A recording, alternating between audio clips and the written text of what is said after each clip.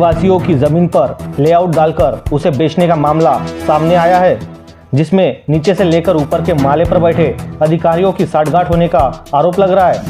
यह पूरा मामला चंद्रपुर के राजुरा से सामने आया है। चंद्रपुर का यह एक अकेला ऐसा मामला नहीं है, तो इन जैसे कई मामले हैं जो आदिवासियों को लालच देकर सरकारी अनुदान में मिली जमीन को दलालों ने हाथों हाथ बेच दिया है। क्या है पूरा मामला, देखिए हमारी इस खबर में।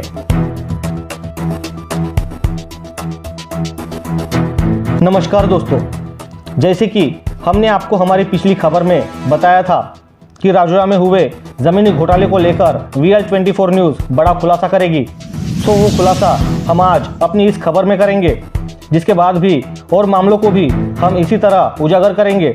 राजुरा पुलिस थाने के इलाके में आने वाला चुनाला गांव, इसी गांव में मारुति भीमा मारनेर नामक एक शख्स रहता है। इसी मारुति मारनेर नामक शख्स की 4 एकड़ खेती है, जो पूर्वजों की देन है। सरकार की ओर से खेती करने के लिए मारुति के पिता को यह जमीन मिली थी, जिसे कुछ समय के लिए सरकार ने जमा कर लिया था, फिर उस जमीन को वापस भी किया था। उसी जमीन को बेचने का मामला राजुरा तहसील के चुनाला गांव से सामने आया है। जैसे कि हम सभी जानते हैं कि किसी आदिवासी की जमीन किसी गैर आदिवासी के नाम से ट्रांसफर नहीं हो सकती। अगर उस जमीन को गैर आदिवासी को बेचना भी हो तो उसके पीछे काफ़ी लंबी लिस्ट होती है, जो शायद ही कोई शख्स पूरा कर पाता होगा।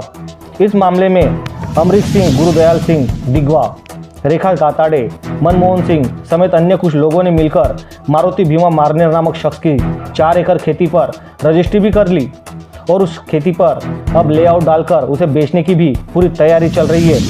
इस पूरे मामले को गौर से देखा जाए तो रजिस्ट्री के दौरान काफ़ी बोगसगिरी होने की बू आ रही है, जिसमें सबसे महत्वपूर्ण बात कर कोई है तो बात है ज़मीन का फेरफार। ज़मीन का फेरफार करने से पहले अधिकारी ने 26 तारीख को एक नोटिस देता है और उसके दूसरे ही दिन यानी कि 27 तारीख को फेरफार भी कर देता है।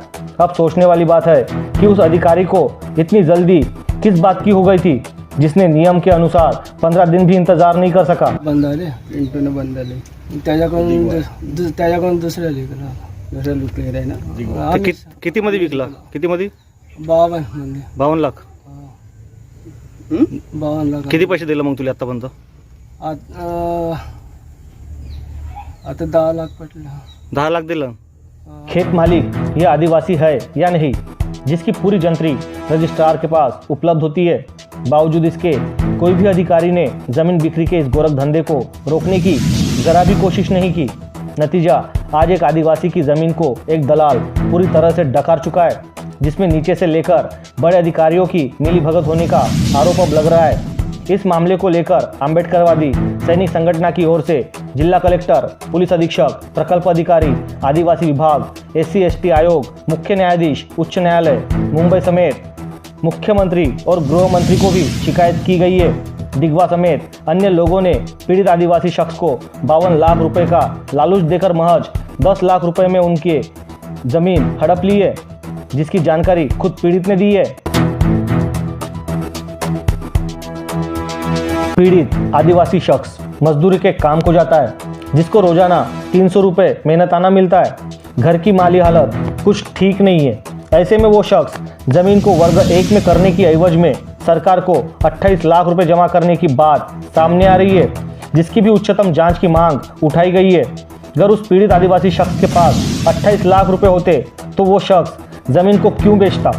हम ये मान के चले कि उस शख्स के पास 28 लाख रुपए थे, जिससे उस पीड़ित शख्स ने अपनी ज़मीन वर्ग 2 से घटाकर 1 में की थी, तो महज 4 माह के भीतर ही ऐसा क्या हुआ जो उस शख्स को जो उस 4 एकड़ खेती को कौड़ियों के दाम यानी कि 34 लाख रुपए में बेचनी पड़ी। इतना ही नहीं, इस पूरे मामले में पीड़ित की जाति को भी अधिकारियों ने और दलालों ने मिलकर पूरी तरह से छिपाया है।